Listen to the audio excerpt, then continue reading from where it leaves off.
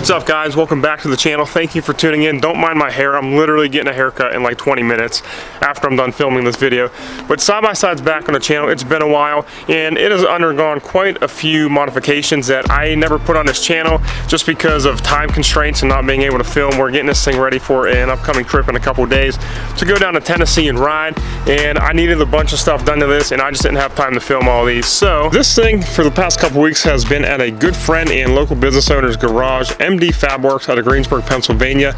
I will link all of his information in the description below, but he specializes in all kind of custom fab work, as in like rock sliders, bumpers, aluminum work, roll cages for side-by-sides, all kind of stuff. So if you're in the local-ish area, or I do believe he'll ship some stuff, definitely give him a call. He'll give you a lot better of a product than some of the stuff that you're going to be able to buy on the internet. So one of the 5 of the 6 mods that he actually did on this thing that you guys haven't seen yet, and the first thing that catches my eye, is the rock sliders. These things are a custom tube rock slider. Unlike no other on the market, these things are freaking solid, and it's a tube diameter and a tube thickness that you're not going to get off a super side-by-side or ATV or whatever those websites are. He actually had to cut holes in the side-by-sides plastics to allow for the thicker tube and whatnot, because these things allow for like a tube like this big, gotcha, but really we need a tube for like this big. So these things are pretty solid. He gave them to me raw. I sanded them down and coated them with acetone to get them cleaned up, and I did paint them with like a Rust-Oleum paint, which I think I picked out pretty well to match the Walker's Evans suspension and the stickers that come on this thing. So really excited about the rock sliders, because don't really want to be damaging all this plastic up here. So these things are definitely going to do a good job down in Tennessee next week. Moving to the front of the side-by-side, you might notice a winch. This is actually a Badlands 5,000 pound winch from Harbor Freight, believe it or not, for just 200 bucks. Comes standard with a steel cable, which we actually took off and put in a synthetic rope, so like a blue synthetic rope to match the rest of the side-by-side. And we did have to get a synthetic rope fairlead, because the winch from Harbor Freight comes with, you know, like the rollers for a steel cable, so we did have to buy a fairlead. And the other thing we did have to buy is a winch plate from Super ATV. I think I paid like 60 bucks for it, because this thing is not like winch ready. You basically have to buy a plate and everything for it to mount the winch. So we got the winch mounted. You can see the blue synthetic rope kind of wound up in the winch itself there. That stuff was like 20 bucks on Amazon. You'll notice we did wire up a switch for the winch, in and out, or out and in, I'm not sure. I actually haven't used it yet. Then we also, the stock hardware for the winch, if this switch ends up breaking on the trail and we can't use it, we can always put in like the wired switch that comes with the winch. We'll plug it in right there in like our little glove box area, and that way we can still use it. You will definitely see a winch review video on this channel here at some point. We'll put it to the test, because 200 bucks for a Harbor Freight winch versus like 600 bucks for a Warren winch, I don't know. We'll definitely do a review on the cheap winch. And staying up on the front end of this thing, this is where the sway bar was once attached. So we did disconnect the front sway bar.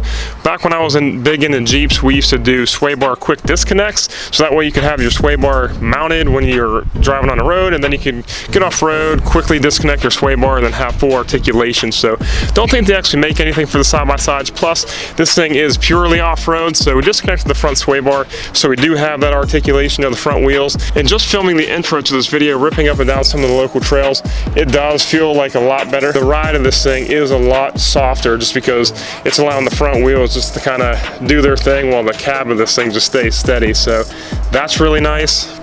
And moving up, you might notice a windshield, and this is a full glass, like DOT glass windshield, and this is a custom aluminum windshield frame done by MD Fabs.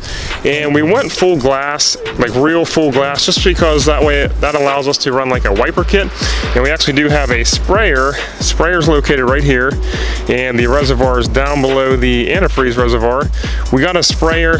Anytime you get one of the plastic windshields, you cannot run a wiper because it'll scratch it. And even if you pay $400 or $500 for like a non-scratch poly windshield, I see a lot of reviews reviews saying that they do scratch. So we did go with a full glass windshield, and I can definitely tell you just from riding 10 miles the other day filming the intro, like I said, it has done a world of difference from getting just like all the mud and everything right in your face and all the wind.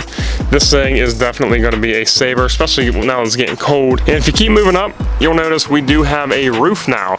Unlike a $150 plastic roof that they make for these things, I was trying to give money to local business. We went with a custom aluminum roof, and originally I did want this thing painted black, but I do kind of like it stepping back because it does match like the body panels being silver. That's also silver, and plus with the black in the summertime, I really don't want it just to be baking us inside this side by side, especially with a windshield. We're not getting the wind anymore, and it's also going to get crazy scratched. So you can see, like, we went out the other day and I already got this thing all scratched up. So aluminum roof is not going to crack like the plastic roofs will. So that's another reason why we kind of went with the aluminum one, and they're also pretty freaking lightweight. Step inside this thing one more time. To work the windshield wiper itself, there's a switch right here on the motor. This is legit like a $60 set from Amazon, like a universal set from Amazon for a windshield wiper, motor, and the sprayer, which we don't have the sprayer hooked up right now. Waiting on a switch to come for that. I did buy a switch, but I bought the wrong switch, so we got one coming in, so I'll be able to demonstrate that here later in another video. One thing to note though, MD Fab, he did have to shorten the arm here for the wiper for the razor because it stuck out a lot further, which, you know, we're already kind of maxing it out now. So like the way this thing came, and the only place that you could really mount the motor, the wiper would be like out to here, and it's just too long for a razor windshield because the razor windshields are so small. So that's one thing to note. We did have to shorten the arm there for the windshield wiper.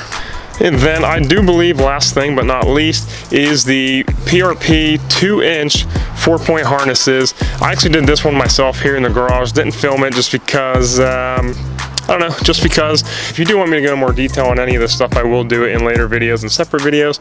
But instead of just having like the standard seat belt here, we went with these are 2-inch PRP, like I said, obviously blue to match the rest of the side-by-side. 4-point harnesses versus 5 or 6. I don't think that's really necessary.